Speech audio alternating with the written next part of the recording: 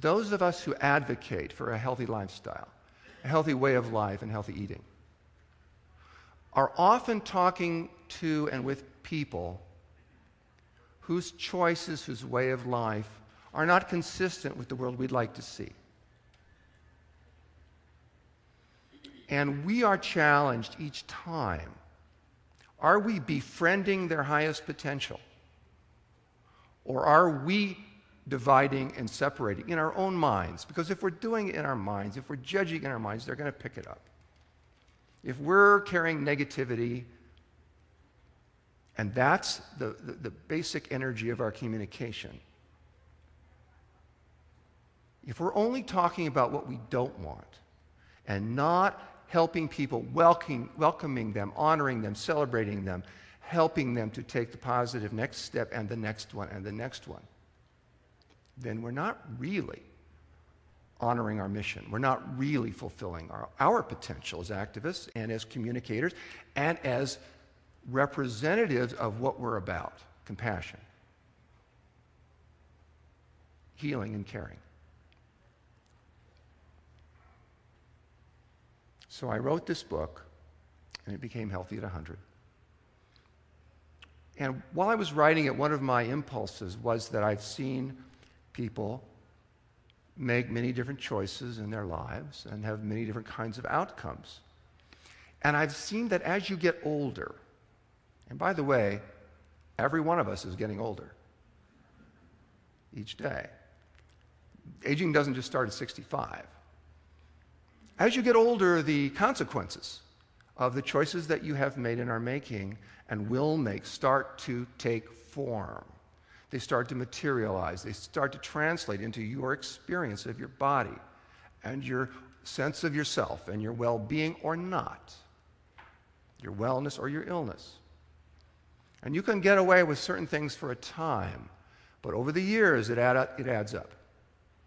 So the baby boomer generation, this group of which I am a member, folks, roughly it's defined as people born between 1945 and 1960.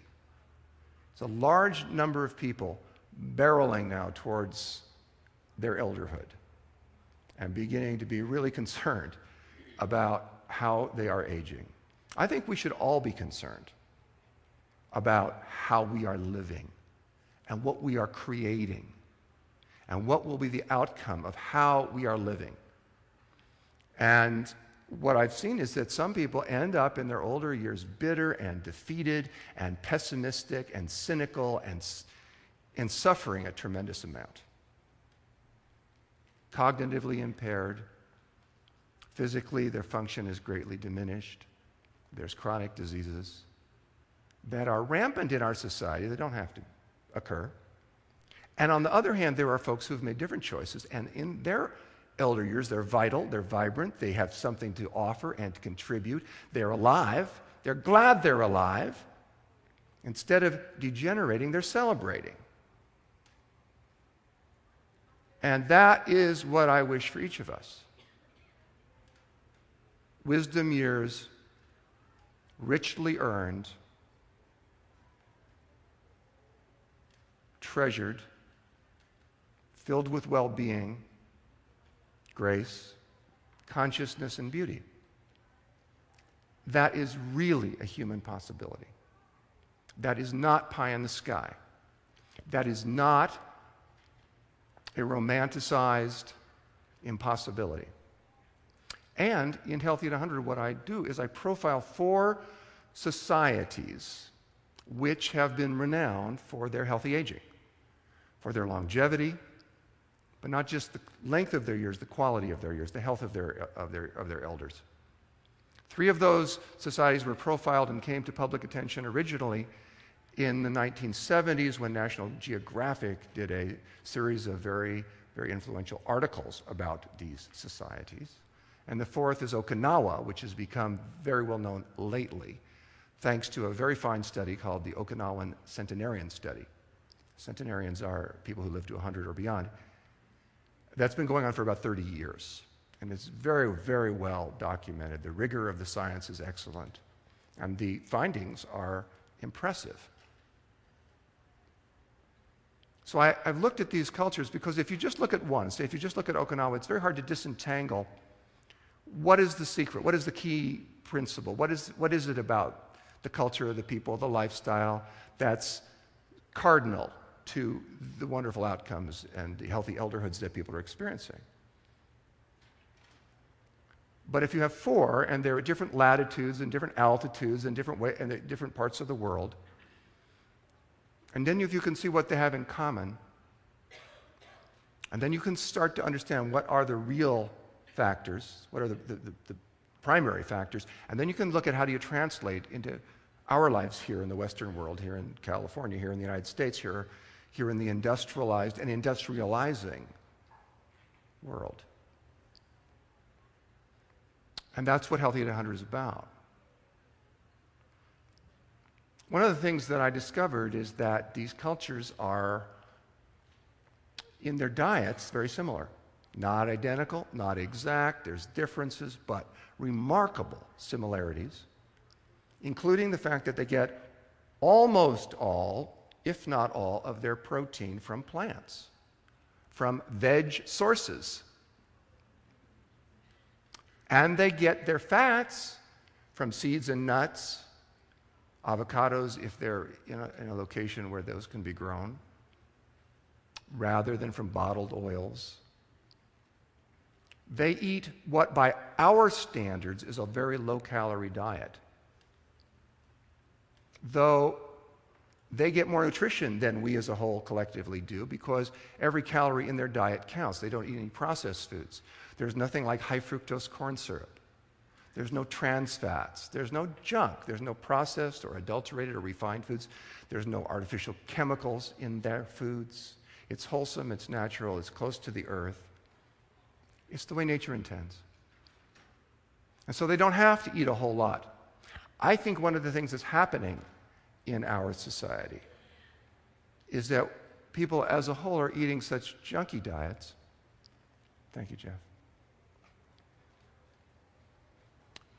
That their cells are starving.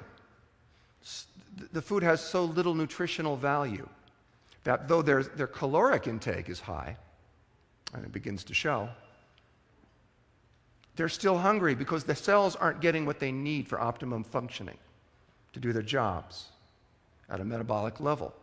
So this is one of the reasons that people then eat and feel the desire, the craving, unable to control that reaching for it.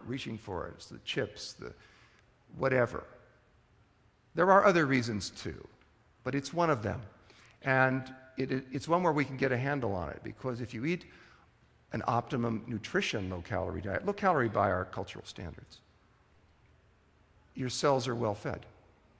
And then you function with joy, with vitality. You're happy and healthy and alive because you're not taking on a bunch of junk, carrying it around with you, packing it into your liver and your kidneys, corroding your arteries, and diminishing your joy in life. To me, seeing that commonality of these cultures that I've described about their diets was very insightful, because it gave me a clue. And now, I've been speaking about Healthy at 100 now. It's been out a week only, but it's already been getting a great deal of press.